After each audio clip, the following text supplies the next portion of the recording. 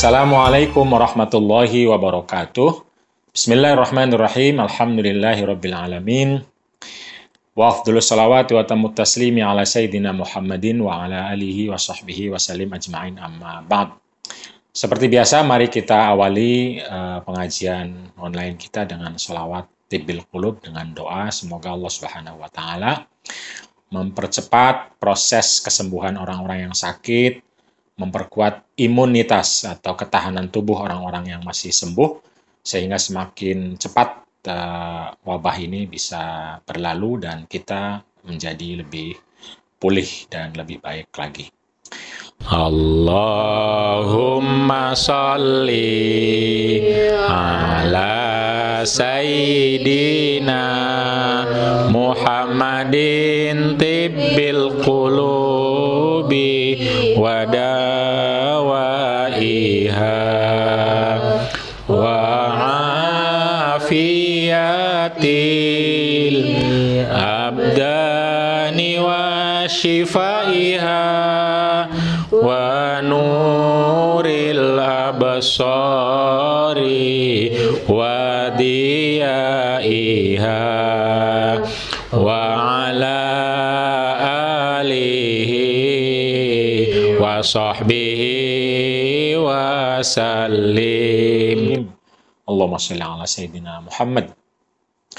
Kita udah sampai pada bab terakhir pada halaman 19 tentang bagaimana teks dan teladan Nabi Muhammad Sallallahu Alaihi Wasallam terkait dengan rahmah atau kasih sayang terhadap hewan, binatang, alam, dan lingkungan. Namun sebelumnya sedikit ada koreksi pada halaman 17 baris kedua sebelum akhir, yaitu hadis Imam Hakim Mustadrak. Al-mu'minu man aminahun nas wal muslimu man salima, nah ini kurang. Man salimal muslimuna min lisanihi wa yadihi. Jadi kurang kata al-muslimun. Yang intinya adalah bahwa orang mukmin adalah orang yang memberikan keamanan kepada orang lain. Dan orang muslim adalah orang yang memberi keselamatan dan perdamaian kepada orang lain. Keselamatan dari lidahnya, tangannya, dan lain-lain. Itu kira-kira kekurangannya. Dan juga halaman 18 kemarin kalau nggak salah sudah saya jelaskan juga, tegaskan juga bahwa ini salah tulis. Di baris pertama paling atas, wa fi riwayatil Imam Ahmad fi sunanihi. Saya kira yang benar adalah musnadihi, bukan sunanihi. Serta di paragraf terakhir dari bab tentang husnul jiwar ini, yang kalau dari sisi isi itu sepertinya bukan ditempatkan di bab ini, tapi di bab baitus sa'adah. Ini nggak tahu salah ketik atau bagaimana. Nanti kita cocokkan, edit ulang ke cetakan berikutnya. Oke, sekarang kita tentang ar-rahmatu bil hayawani wal hifadzu 'alal bi'ah. Kasih sayang terhadap binatang dan menjaga lingkungan. Ini penting sekali, mungkin sebagai sebuah kesadaran kolektif itu baru dimulai peradaban ini, bisa jadi, saya tidak tahu ya.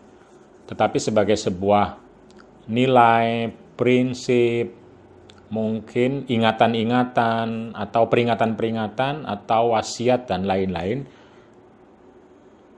dan bisa jadi ajaran itu sesungguhnya sudah lama, sudah ada. Tetapi kalau sebagai fikih misalnya yang komprehensif, yang kompak, yang menyatu satu sama lain, itu sepertinya masih perlu proses ya. Misalnya Kalau di Indonesia itu ada, mungkin di tempat lain, tapi paling tidak di Indonesia itu sudah dikenalkan dengan konsep hifdzul bi'ah. Jadi maqasidus syariah itu biasanya kita kenal cuma 5, yaitu hifdzuddin, hifdzun nafas, hifdzul aql, hifdzun nasl, sama hifdzul mal.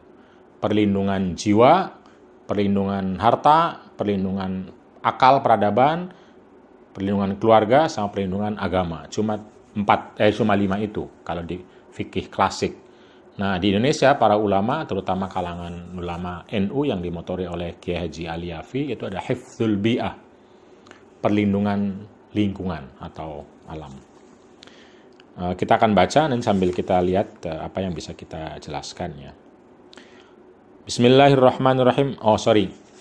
Ada pertanyaan kemarin terkait dengan bagaimana Nabi yang begitu dahsyat sekali sikap Rahman Rahimnya, sikap tenang, sikap kasih sayangnya, yang ketika dikasih kotoran misalnya sama orang kafir di Mekah,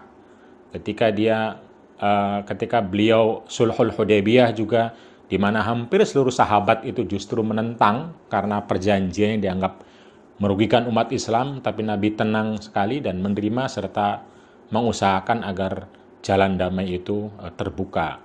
Begitupun ketika masuk ke Mekah, hampir semua orang idhabu wa antum tulaqo. Semua orang yang pernah menyakiti Nabi, yang pernah mengancam Nabi, merampas hartanya Nabi, semua dimaafkan. Dan tentu beberapa hadis lain juga di sini yang kita baca tentang bagaimana ketika ada orang yang kencing di masjid, ketika semua sahabat marah, Nabi justru tenang dan meminta para sahabatnya untuk tidak marah. Yang kalau sekarang terjadi, saya tidak tahu bagaimana sikap kita atau pemimpin seorang ulama dan lain-lain. Apalagi Nabi juga dikencingin sama orang kecil, bayi maksud saya, lalu sholat juga dinaikin sama anaknya dan lain hal. Pertanyaannya adalah bagaimana kita bisa meneladani sikap-sikap yang itu sangat sulit untuk orang biasa. Tentu saja Nabi Muhammad Shallallahu Alaihi Wasallam adalah teladan, idol. Teladan artinya insan kamil, orang yang paling puncak dari segala nilai, kebaikan dan prinsip. Kita harus punya itu.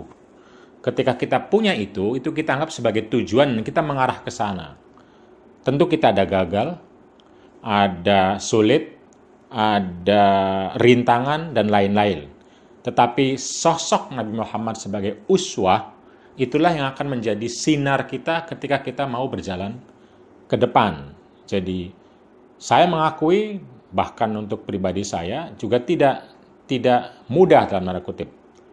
Tidak mudah bagaimana ketika orang marah tapi bisa tenang.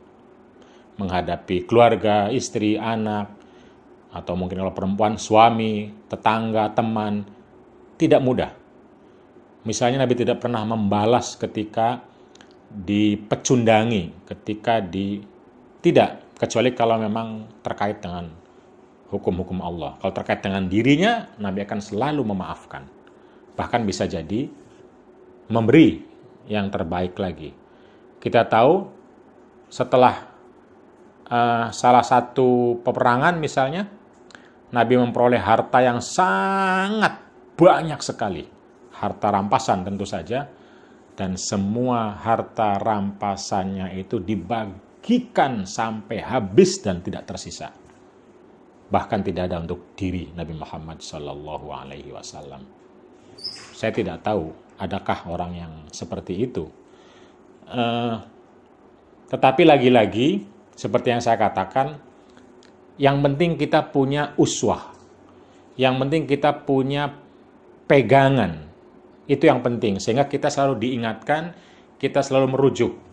Jangan sampai cara keberagaman kita justru sebaliknya. Merasa islami ketika membenci orang. Merasa islami ketika sudah membentak orang. merasa islami ketika sudah mengolok-olok, menjatuhkan, menjelekkan, menghancurkan karir orang lain atas nama Islam, atas nama Allah, atas nama agama. Mengadu domba orang, mengajak permusuhan. Nah, ini yang salah. Tapi bahwa praktek kita sedikit banyak kurang, masih ada perbaikan, iya, karena kita adalah manusia. Kita semua berproses. Saya ingat ada sebuah hadis, tapi ya sampai sekarang masih belum ketemu. Kalau ada pemirsa yang dengar, tahu, tolong diberitahu. Bahwa ada seorang sahabat yang datang ke Rasulullah Shallallahu Alaihi Wasallam. Lalu dia berkata, ya Rasulullah, kalau saya dekat dengan Anda, itu merasa mudah sekali dekat dengan Allah itu. Mudah sekali mengamalkan Islam itu. Dan sepertinya punya kekuatan. Tapi begitu saya pulang ke kampung saya, begitu saya jauh dari Anda, saya bimbang lagi, saya bingung lagi, saya galau lagi. Dan kadang-kadang saya naik turun lagi.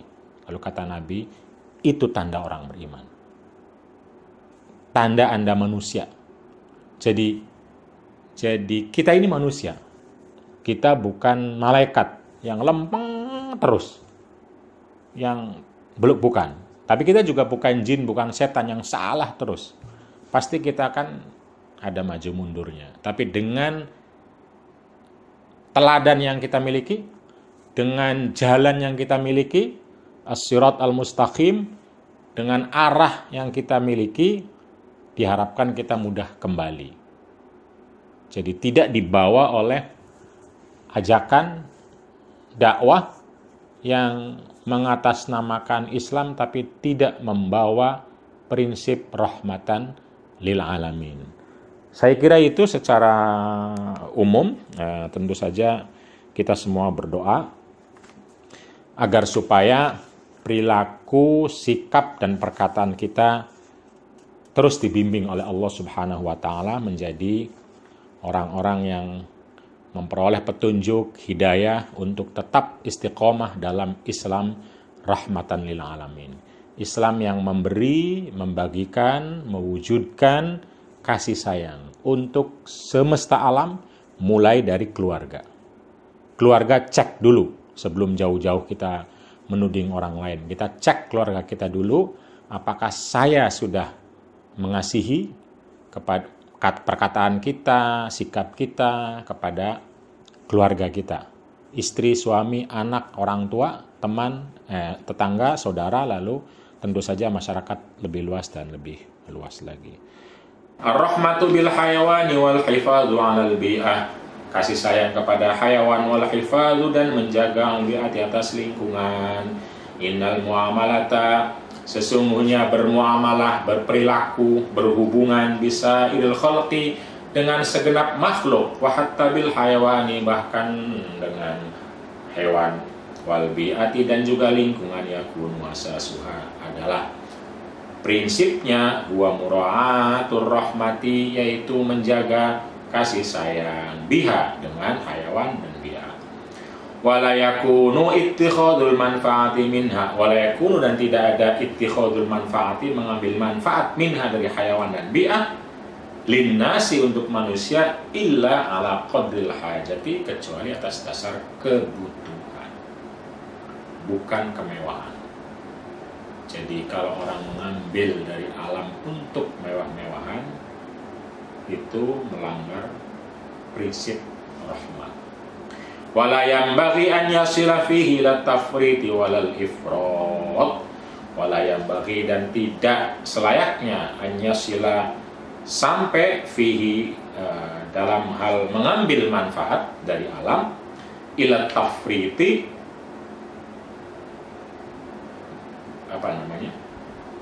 ila tafriti kepada tafrit. Tafrit itu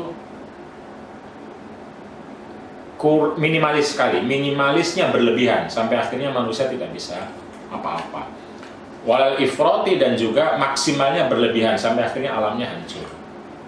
Jadi kita tidak boleh menghancurkan diri atas nama alam, tapi juga nggak boleh menghancurkan alam atas nama diri. Menghancurkan diri atas nama alam namanya tafrid, menghancurkan alam atas nama diri atas nama manusia namanya ifrat.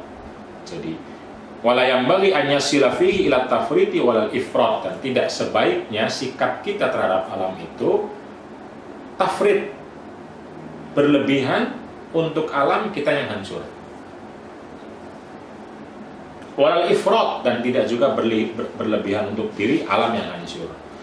Warada fi musnadil Imam Ahmad, ada dalam musnad Imam Ahmad an Sahal bin Mu'adz, dari Sahal bin Mu'adz an abihi, dari ayahnya, an Rasulillah sallallahu alaihi wasallam, Rasulullah sallallahu alaihi wasallam, annahu, bahwa Rasulullah marra, lewat, ala qaumin, terhadap sekelompok orang, wahum, dan mereka wuqufun, duduk, diam, duduk, anteng, diam, ala dawabba, di atas tunggangan binatang tunggangan mereka. Jadi duduk di atas tunggangan, ngobrol mereka di atas kuda, unta misalnya, lalu ngobrol di antara mereka. Lahum, tentu saja lahum milik mereka tunggangan binatangnya itu. Warwahila, dan juga ya binatang tunggangan. Faqala lahum, maka Rasulullah sallallahu alaihi wasallam berkata lahum, kepada mereka, irkabuha salimatan wada'uha salimatan. Irkabuha, naikilah mereka binatang-binatang itu ketika Anda perlukan untuk kendaraan, menyampaikan, membawa kamu ke satu tempat. Salimatan, bikin mereka selamat. Jadi gunakanlah sebagai alat angkut yang kira-kira mereka juga selamat, damai, sejahtera, aman, tercukupi. Salimatan, selamat, damai. Salam itu semua arti selamat, damai, dan tentu saja terpenuhi seluruh kebutuhannya. Jadi gunakanlah binatang itu untuk kendaraan. Wada'uha salimatan, dan kalau sudah selesai, sudah tinggalkan. Salimatan, secara selamat, biarkan dia istirahat, biarkan dia mengambil pulih kembali tenaganya. Wala tattakhiduha karasiya li ahadithikum, janganlah kalian ambil semua atau kamu pakai semua kendaraan itu karosia sebagai kursi tempat duduk. Anda kalau mau duduk, cari tempat duduk yang lain, jangan binatang. Kasihan. Li ahadithikum, sebagai kursi untuk ngobrol kalian. Ngobrol, bercengkerama, diskusi di atas kendaraan, di atas binatang maksudnya. Kalau kendaraan kita sekarang beda, binatang. Fit turuqi, di jalan-jalan, wal aswaqi, dan pasar-pasar. Farubba markubatin khairun min raqibiha. Farubba markubatin, dan bisa jadi atau banyak jadi, bisa jadi binatang yang ditunggangi itu khairun, lebih baik, min raqibiha, dari orang yang menungganginya. Kita tidak tahu, bisa jadi yang kita tunggangi itu justru hewan mulia. Karena itu jangan sampai kita merendahkan dia, kita memaksa dia, kita melecehkan, mendiskriminasi, memaksa, dan melemahkan dia. Karena dia lebih baik, lebih mulia. Kita tidak tahu dari mana kemuliaannya. Misalnya wa aktsaru dzikran lillahi tabaraka wa ta'ala minhu, dan bisa jadi binatang yang kita naiki itu justru lebih banyak berzikir, mengingat, memuliakan, dan mengagungkan Allah Subhanahu wa ta'ala. Masya Allah, bagaimana pesan Nabi Muhammad sallallahu alaihi wasallam bahwa binatang pun berzikir, binatang pun bertasbih. Dalam semangat mubadalah, di mana zikir dan tasbih itu lalu kemudian berhubungan erat atau beraktualisasi erat dengan relasi terhadap yang lain. Bisa jadi karena dia banyak berzikir, binatang itu lalu dia punya gerakan untuk selalu melayani. Sehingga bisa jadi binatang yang kita naiki dia lebih banyak melayani orang, melayani kepentingan binatang lain dan orang lain dibanding orang yang naiknya yang hanya mau memaksa dan kita tidak tahu. Jadi bisa jadi binatang kita lebih mulia, karena itu muliakan, hormati dan beri mereka kesehatan dan energi. Wa fi sahih Muslim, dan dalam sahih Muslim an Abi Hurairah, dari Abu Hurairah qala, berkata qala Rasulullah sallallahu alaihi wasallam, berkata Rasulullah, idza safartum fil khisbi fa'atu al-ibila haddaha wa idza safartum fis sanati fasri'u 'alaiha sayr wa idza arrastum bil laili fajtanibut tariq fa innaha ma'wal hawami bil lail. Idza safartum, apabila kamu melakukan perjalanan, apabila kalian melakukan perjalanan, fil khisbi, pada musim subur, pada musim banyak makanan, fa'atu al-ibila haddaha, maka berikan kepada unta-unta itu haddaha, bagiannya yang cukup, makanannya yang cukup, minumnya yang cukup, minal ardi, dari bumi. Wa idza safartum fis sanati, apabila kamu atau kalian melakukan perjalanan fis sanati, pada musim paceklik atau musim yang di jalan-jalan agak sulit mencari makanan, fa asri'u 'alaiha sayr, maka percepatlah bersama tungganganmu itu as-sayra, perjalananmu. Percepat artinya biar cepat sampai ke rumah, istirahat lalu bisa makan di rumah. Jadi jangan terlalu banyak di jalan, karena akan menyiksa binatangmu, karena di jalan tidak ketemu rumput, makanan, dan lain-lain. Wa idza arrastum bil laili, dan apabila kalian istirahat dalam perjalanan bil lail, pada saat malam, fajtanibu at-tariqa, maka jangan istirahat di jalan-jalan, tapi minggir cari tempat. Kenapa? Fa innaha ma'wal hawami bil laili, karena bisa jadi jalan itu malamnya digunakan oleh binatang-binatang lain. Jadi kita merasa tidak menggunakannya, maka kosong. Tidak, minggir, karena mungkin ada pengguna lain yang ingin menggunakan jalan itu. Pada masa dahulu yang dimaksud pengguna lainnya adalah si binatang-binatang malam hari, bilaili, pada malam hari. Wa ta'risu, dan ta'ris bahwa nuzulu al-musafiri, turunnya seorang musafir, fi akhiril laili, pada akhir malam, linnaumi, untuk tidur, wal istirahati, dan istirahat. Wa fi sunani Abi Dawud, dan dalam sunan Abi Dawud, an Sahal bin Handoliyah, dari Sahal bin Handoliyah, qala, berkata, marra Rasulullah sallallahu alaihi wasallam, berjalan atau melewati Rasulullah sallallahu alaihi wasallam bi ba'irin, dan ketemu seekor onta, qad lahiqa dhahruhu bi batnihi, sudah seperti bertemu antara perut dan punggungnya, maksudnya kurus sekali karena tidak ada isi di perutnya, dia mendekat menemui atau menempel pada punggungnya. Faqala, maka berkata Rasulullah sallallahu alaihi wasallam, ittaqullaha fi hadhil bahaimi al-mu'jamah. Ittaqullaha, bertakwalah kalian kepada Allah Subhanahu wa taala, fi hadhil bahaimi, pada binatang-binatang ini, al-mu'jamati, yang tidak bisa berbicara.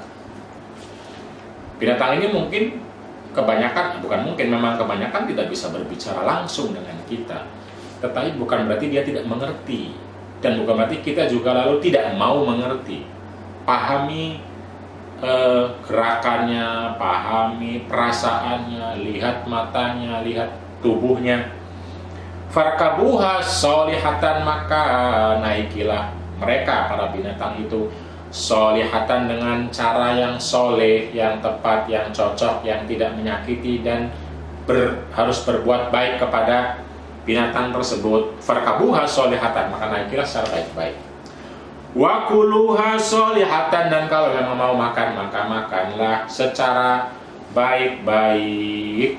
Nah, ini adalah prinsip yang diajarkan oleh Nabi Muhammad Sallallahu Alaihi Wasallam, bahwa binatang-binatang itu harus diperlakukan secara baik-baik. Untuk apapun yang kita inginkan harus baik-baik. Perhatikan perasaannya, perhatikan kebutuhannya, perhatikan kemaslahatan-kemaslahatannya.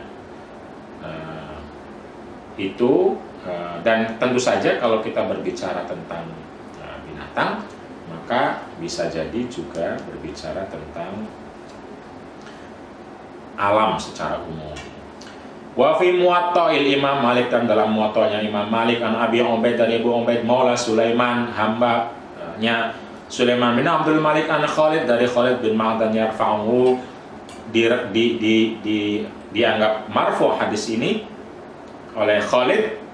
Innallaha, sesungguhnya Allah Subhanahu wa ta'ala, tabaraka wa ta'ala, rafiqun, maha lembut. Kita sudah awali kemarin. Maha lembut, maha bersahabat. Yuhibbur rifqa, mencintai kelembutan. Wa yardha bihi, dan tentu saja rela senang dengan kelembutan. Wa yu'inu alaihi, dan Allah akan memberi pertolongan alaihi, melalui sikap lembut tersebut. Ma la yu'inu 'alal 'unfi, terhadap sesuatu yang tidak mungkin bisa ditolong dengan cara al-unfi, kekerasan, kekasaran, kekerasan. Fa idza raqibtum, apabila kalian menaiki hadhihi dawaba, binatang-binatang ini, al-ujma, yang tidak bisa berbicara, fa anziluha manazilaha, maka tempatkanlah mereka pada tempatnya. Jadi tempatkanlah mereka pada tempatnya, itu artinya lihat kondisi, lihat cuaca, lihat suasana, lihat jalannya. Fa'inkan ardu jadbatan, apabila bumi atau tanah itu jadbatan, sedang kering, musim kemarau, fanju 'alaiha biniqiha, maka selamatkanlah mereka, biniqiha, dengan cara yang membersihkan. Wa'alaikum bisairil laili, membersihkan artinya selamatkanlah mereka, jangan sampai digunakan berlebihan. Dan alaikum bisairil laili, maka kalau jalan pun jalanlah pada malam hari, karena kalau siang akan panas sekali dan bikin binatang kelelahan. Fa innal arda, karena sesungguhnya bumi ini atau tanah ini tutwa bil laili, akan dilipat pada malam hari, mala tutwa bin nahari, dan tidak bisa dilipat pada siang hari. Maksudnya akan lebih cepat kalau malam hari, karena adem, tenang, tidak panas, maka jalannya bisa jadi lebih cepat. Mala tutwa bin nahari, apa yang tidak bisa dilipat pada malam hari. Wa iyyakum wat ta'ris 'ala turuqi, dan janganlah kalian beristirahat ala turiqi, di jalan. Fa innaha turuqud dawabi, karena itu merupakan jalan-jalannya binatang-binatang. Wa ma'wal hayati, dan juga alurnya hayat, ular-ular. Wa fil muntaqo li syarhil muwatta, dan dalam kitab muntaqo syarhnya muwatta, fa anziluha manazilaha, kalimat anziluha manazilaha, turunkan pada tempatnya, itu artinya ujruha ala ma fihi salahuha. Ujruha, gunakanlah, perlakukanlah, ala ma fihi salahuha, dengan cara yang di dalamnya ada salahuha, kebaikan para binatang itu. Min ghairi unfin, tanpa kekerasan, alaiha, terhadap mereka. Wa amma fanju 'alaiha biniqiha, kalimat fanju 'alaiha biniqiha artinya adalah asri'u, percepatlah, as-sayra, perjalanan. Jadi inju 'alaiha itu ya selamatkan mereka dengan gunakan mereka secara cepat, jangan sampai lama di perjalanan yang membuat mereka kehausan. Wa qila aslimu 'alaiha madamat biniqiha. Islamu, selamatkanlah 'alaiha, mereka, madamat, selama biniqiha, selama mereka masih punya kekuatan, masih punya lemak, masih punya daging. Ketika masih punya, itu selamatkan, jangan sampai lalu kamu paksa akhirnya jadi kurus kering. Wa qala sahibul muntaqo, dan berkata sahibul muntaqo, fayakunu ma'nahu, maka makna unju 'alaiha wallahu a'lam, arti kata unju 'alaiha min ardi al-jadbi dari tanah yang kering kerontang, fa innakum in abta'tum, karena kalau kalian semua pelan-pelan biha dengan binatang fi ardi jadbi pada tanah yang kering kerontang tanpa ada rumput, dhaufat maka mereka akan lemah, wazat dan mereka akan kurus, falam tanju maka mereka tidak selamat an ardil jadbi dari tanah yang kering kerontang itu. Jadi kalau melewati tanah yang kering tidak ada rumput lalu kamu lambat di situ, tenang-tenang di situ, maka khawatirnya mereka tidak bisa makan, akhirnya susah untuk pergi dari tanah yang kering itu. Faju'ila dzalika ma'nan, faju'ila maka dijadikan dzalika penjelasan tersebut maknan sebagai pandangan atau pendapat, yubihu yang membolehkan al-isra'a untuk mempercepat. Jadi pada saat ini kan pertanyaannya adalah bagaimana sih memperlakukan binatang secara baik itu. Nah, penjelasan tadi itu mengatakan kita boleh cepat-cepat menggunakan binatang pada saat kita menghadapi tempat yang akan merugikan binatang tersebut. Karena takutnya kalau nggak cepat kita nggak bisa keluar, lalu binatang nggak bisa cari makan. Wa yajri dzalika majral makhafati, dan cepat itu karena kita sedang takut atau khawatir. Wa innama syuri'a ar-rifqu, dan diperbolehkannya kelembutan dan kasih sayang itu ma'al khisbi, pada saat jadi pelan, lembut, tenang itu ma'al khisbi ketika tanahnya subur. Wal amani, dan ketika aman. Kalau lagi aman, subur di daerah tersebut ya kita tenang-tenang. Karena apa? Karena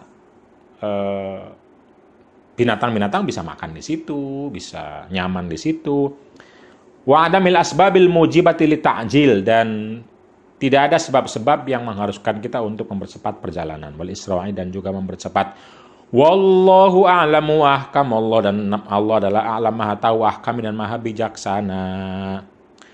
Wa fi sahihil Bukhari, dan dalam kitab Sahih Bukhari, an Abdullah bin Umar, dan Abdullah bin Umar radhiyallahu anhuma anna Rasulullah sallallahu alaihi wasallam, bahwa Rasulullah sallallahu alaihi wasallam qala, berkata, udzibat imro'atun, disiksa seorang perempuan, fi hirrotin, hanya karena seekor kucing, habasatha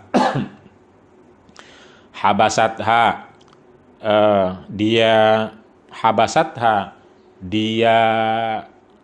penjara atau dia pelihara, dia kungkung, habasatha, dia kungkung kucing tersebut, hatta matat, sehingga mati.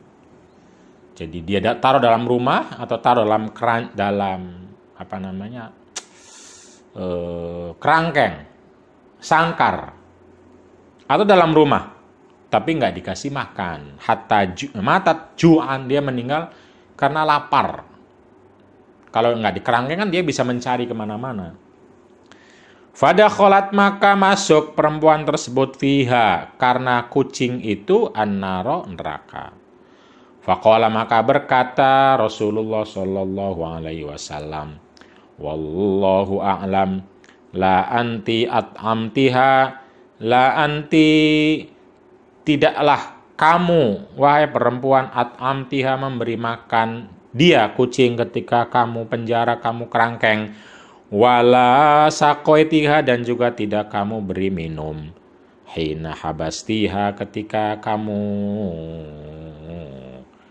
kerangkeng atau kamu tahan, wala anti arsaltiha, dan tidak juga kamu lepaskan, kamu tahan tapi tidak kamu beri makan, wala anti arsaltiha, dan kamu tidak lepaskan biar dia bisa makan sendiri, fa'aklat, maka kucing akan mencari makan, min khosyashil ardi, dari remah-remah bumi atau tanah, dari yang terbuang di tanah itu, khosyashil ardi. Jadi ini lalu menjadi prinsip bahwa siapa yang menahan, dia yang berhak untuk memberi makan.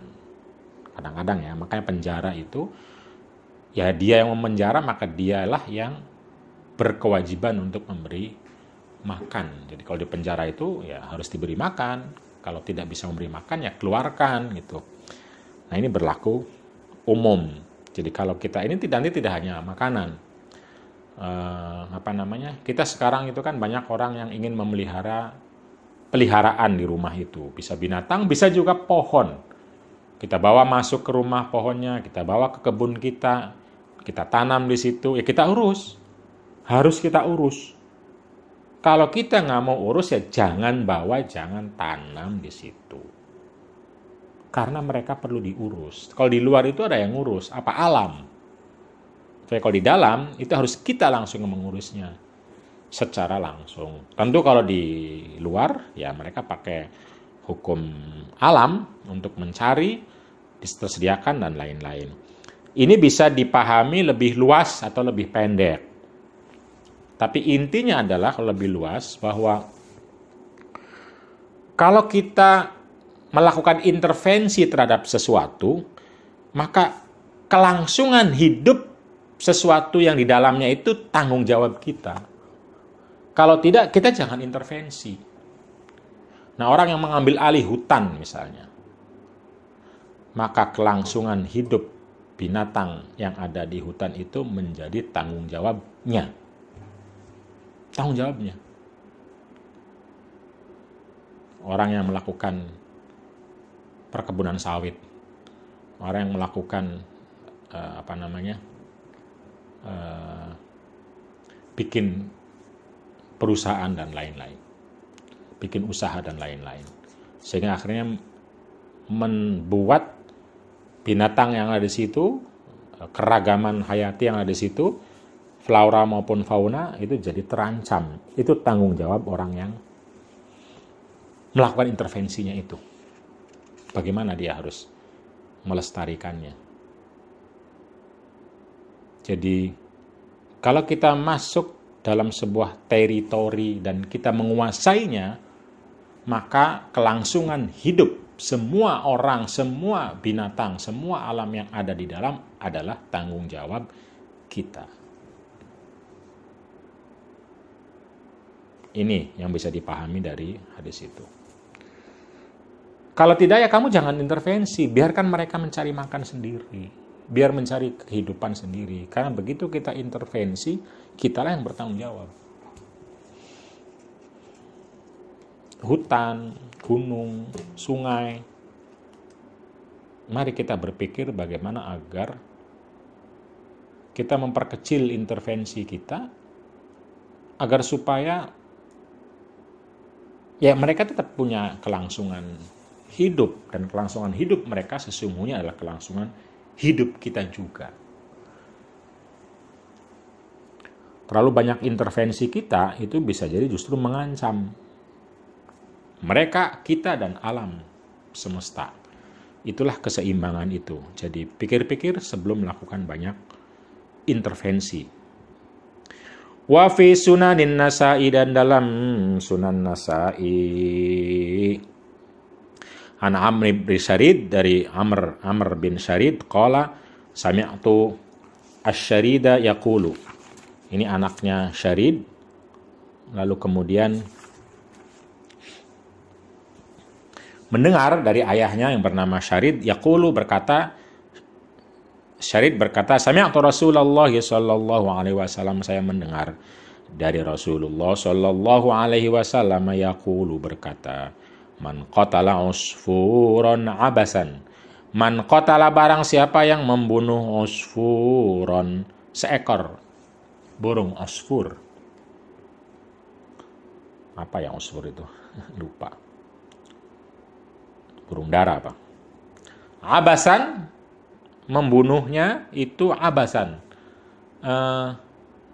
Tanpa ada maksud apa-apa. Ya bunuh-bunuh aja. Tanpa ada keinginan main-main lah abasan itu. Misalnya sekedar untuk jadi target. Hanya ingin melampiaskan kepuasan membunuh binatang.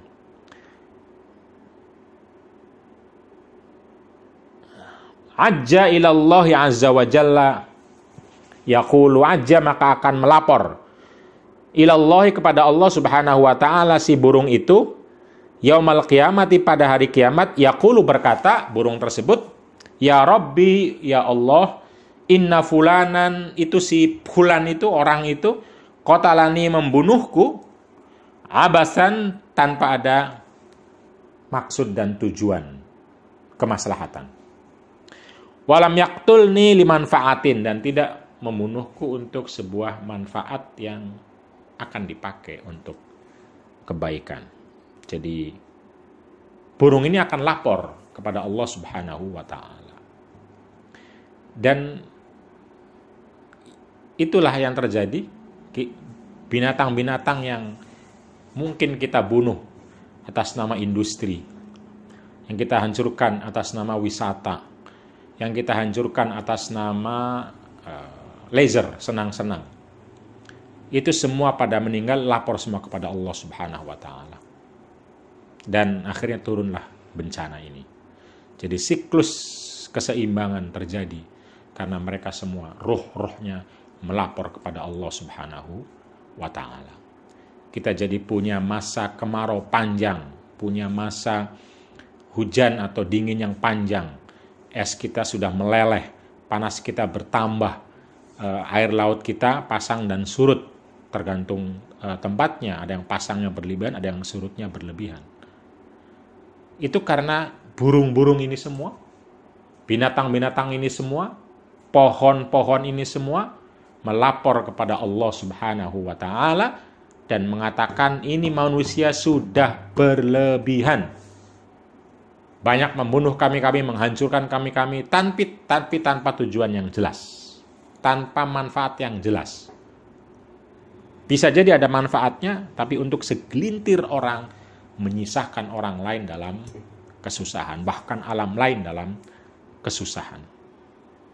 Nah, mereka lapor dan didengar oleh Allah Subhanahu wa ta'ala, maka turunlah bentuk bencana itu.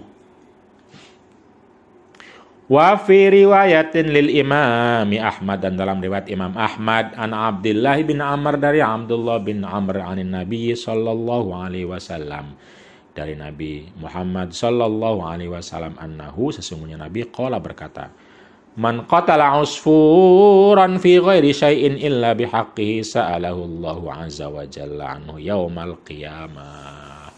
Man qatala, barang siapa yang membunuh usfuran, satu burung, fi ghairi syai'in, tanpa ada sebab, tanpa ada hajat, tanpa ada manfaat sedikit pun, illa bihaqqihi, kecuali jika ada keinginan hak, manfaat yang hak, maslahat yang hak, sa'alahullahu, maka kalau membunuh tanpa ada itu semua, sa'alahullahu azza wa jalla, maka Allah Subhanahu wa ta'ala akan menanyakan, meminta tanggung jawab terhadap orang tersebut, anhu yaumal qiyamati,